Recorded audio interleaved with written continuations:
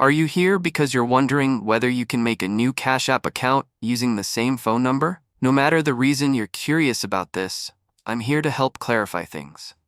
Officially, Cash App's terms of service state that users should not have multiple accounts or more than one active Cash App account. That said, it is technically possible to have more than one account, though there are a few things to consider before doing so. If you're set on creating a new Cash App account, it might be best to close your current account first. However, that's entirely up to you. When going through the process of setting up a new account, and you plan to use the same phone number, it's generally recommended that you avoid linking that number again.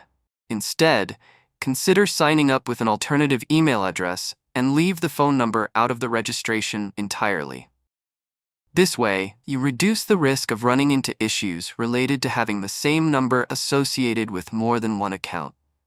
Hopefully, this information has been helpful and gave you a clear idea of what to expect when trying to make a new Cash App account using the same number.